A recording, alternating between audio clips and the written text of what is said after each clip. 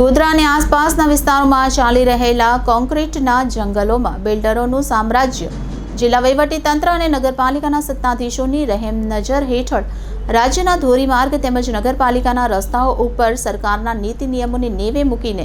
0 પોઈન્ટથી કરવામાં આવતા બાંધકામો સામે ગોધરા શહેર અને આસપાસના વિસ્તારોમાં બિલ્ડરો દ્વારા જાણે કે કોન્ક્રીટનું જંગલ રાજ ચલાવવામાં આવતું હોય તેમ સરકારના નીતિ નિયમોની નેવે મૂકીને આપવામાં આવેલ પરવાનગીના વિરોધમાં બાંધકામો કરવામાં આવી રહ્યા હોવા છતાં પણ જિલ્લા વહીવટીતંત્ર અને નગરપાલિકાના સત્તાધીશો જાણે કે મૌન વ્રત ધારણ કેમ કરીને બેઠા છે,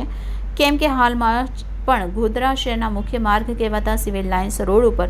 2 ભવ્ય બિલ્ડિંગોનું બાંધકામ ચાલી રહ્યું છે. ત્યારે રોડ નિયંત્રણ જાળવ્યા વગર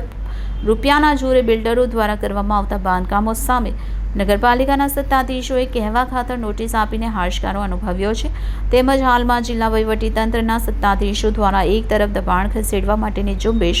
હાથ ધરવામાં આવી છે, ત્યાં જ 300 મીટર દૂર ગોધરા નગરપાલિકાના સત્તાધીશો આવા બાંધકામો માટે પરવાનગીઓ આપી રહ્યા છે. ત્યારે આવા બિલ્ડર કે જે કાયદાની એસી તેસી કરીને ગેરકાયદેસર કરવામાં આવતા બાંધકામો સામે નગરપાલિકાના મુખ્ય અધિકારી અને નગર નિયોજકના સત્તાધીશોના આંખે પાટા કેમ બાંધી રાખ્યા છે અને કેમેરા સામે મૌન વ્રત કેમ ધારણ કરી રહ્યા છે, કેમ કે આવા ગેરકાયદેસર રીતે થતા બાંધવામાં આવતા બાંધકામો સામે તપાસ કરાવવા માટે